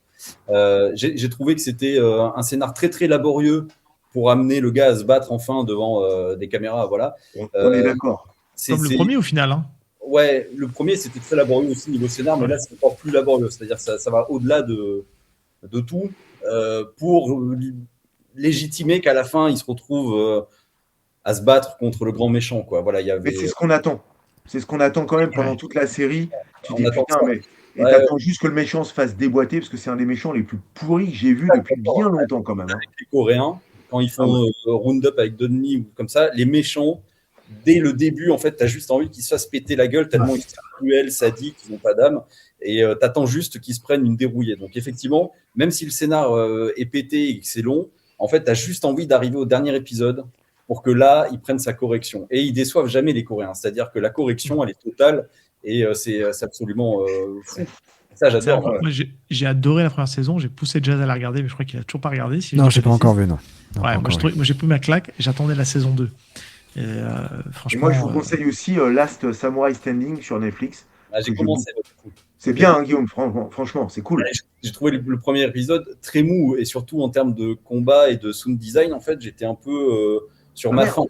Parce que le premier épisode, ils mettent énormément de budget, machin, en mode baston de foule, mais du coup, j'ai pas toutes les techniques de sabre ou les. Alors combats. attends un peu, perdure parce qu'il y a des affrontements avec des personnages bien hauts en couleur. Oui, et tu sais, dans du manga, dans du truc, dans du Shambara, ce que tu veux, et tu as des personnages qui sont vachement attachants en termes de personnalité et gestuellement parlant.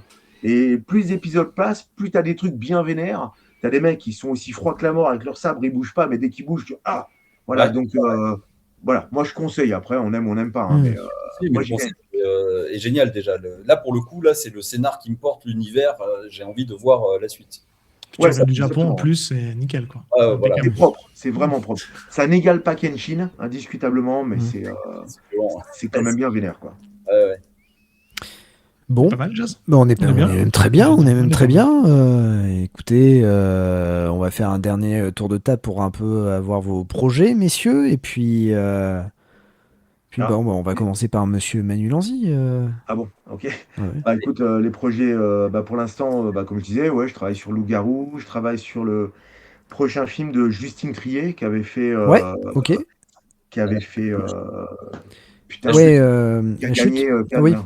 Anatomie d'une chute. Elle est adorable, c'est trop cool de bosser avec elle, je suis très content.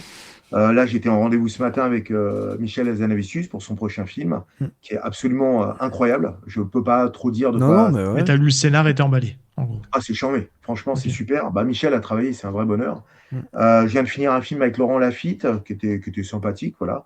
Un peu tendax, un polar un peu tendax. Pas beaucoup d'action, mais voilà. Et après le film de Hazanavicius, je vais normalement retravailler avec un mec que j'adore, c'est Samuel Baudin, avec qui j'ai déjà travaillé plusieurs fois, que Alban connaît très bien. On a fait La Lésier et compagnie ensemble, on a fait Marianne, voilà, c'est un super réal et un super mec, j'adore. Marianne, super série aussi. Ouais, Marianne, injustement annulée. Ah ouais. Exactement. Donc voilà, et c'est un polar avec une actrice, je ne vais pas dévoiler pour pas avoir d'emmerde et tout, qui se tournera courant septembre et tout, donc voilà, donc j'ai une bonne actualité, c'est cool parce que je sais qu'en ce moment le cinéma est un peu à l'arrêt pour beaucoup de monde. C'est pas évident, donc je m'estime vraiment heureux et privilégié d'avoir tout ça. Mais donc voilà, donc je suis très très content et voilà. Et entre temps, je me casse dans ma maison de campagne, c'est cool. Voilà. Et on refélicite ici ton binôme Anthony Faux. Non, on se voit plus. Il m'a fait chier, je l'ai dégagé. Mais non, jamais de la vie. Non, on le félicite quand même pour Kung Fu in Roma, pour le super film sur lequel il était. Demain, oui, il est super content. Anthony, cette année, ça a été grand pour lui. Il a été papa, donc c'est le papa le plus heureux du monde. Il a eu ça. Tu vois, voilà. Moi, et le film est super. Hein. On attend une sortie en France. Le film est super. Il sort en Blu-ray bientôt aussi, je crois. Je l'ai vu chez Metaluna. Ouais. Et donc voilà, donc non, je suis hyper content pour lui. Voilà. Anthony, c'est mon binôme à jamais, j'espère. Voilà. Je vous le souhaite. Et toi, Guillaume, as-tu des projets ? Je suis en développement de trop de trucs en même temps.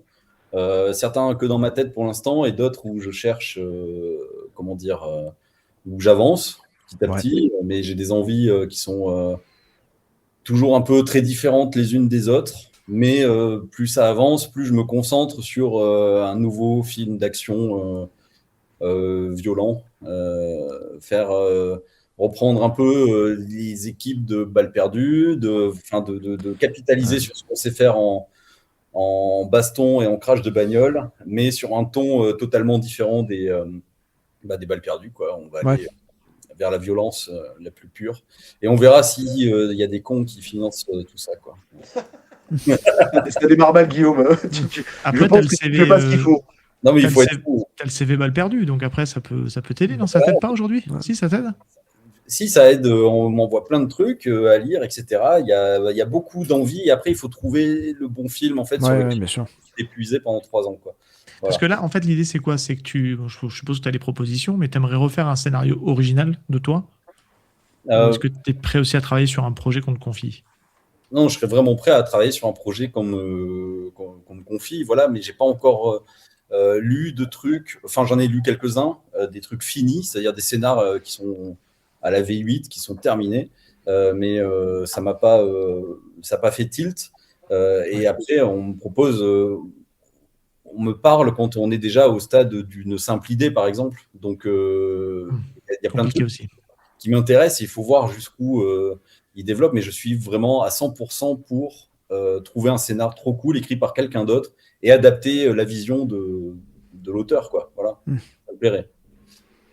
On te le Bah, très souhaite. bien. Et puis on a très hâte de voir vos futurs projets, en tout cas tous les deux. En tout cas, je Et pense que si on se retrouve ensemble avec Guillaume, on sera exactement dans le même mood, parce qu'on en a parlé hors caméra et tout. L'autre fois, on s'est appelé et on a vraiment le volontarisme de faire, comme il dit, parce que moi, c'est ce que j'aime, de faire un film de baston euh, violent, pas démonstratif, pas excessif dans le sang, dans le machin, dans le truc, mais putain, avec de la bonne poigne, quoi. Voire même encore plus que balle perdue, tu vois, plus sale, plus compliqué dans les combats, plus voilà, et il sait que c'est ce que j'ai envie de faire aussi. Donc si on Oui. se retrouve là-dessus, je pense qu'on pourrait faire un truc chouette, quoi. Ouais, Donc, voilà, quoi. ben, on a hâte de voir ça, en tout cas. On croise les Croise les doigts. Ouais. Merci les gars. Et en tout cas, merci à vous deux pour votre participation, pour nous avoir parlé du baiser mortel du dragon, pour nous avoir parlé de vos expériences, et puis bon, bah, les dérives qu'on a pu dire, Oui. c'est Les auditeurs. Ouais, mais c'est obligé. toujours aussi cool. Mais les Tu fais auditeurs pas une heure et ont demie l'habitude. juste sur le baiser mortel du dragon, c'est pas possible. Non, mais puis les auditeurs ont l'habitude, donc non, Ouais. vraiment, en tout cas, Ça reste une émission chill bonus Voilà, pour c'est ça, continuer ouais. dans ce qu'on a pu Non, mettre non. en place avant. merci Ouais. beaucoup en tout cas, c'est vraiment trop cool et c'est trop Ça cool fait de un vous plaisir. avoir à chaque fois. Un Eh grand ben, amitié à tous et Ouais. longue vie au cinéma. Ouais, carrément. Oui, la phrase, n'importe quoi. Ouais. Ouais. Allez, ciao tout le monde. Ciao. Je vous le serai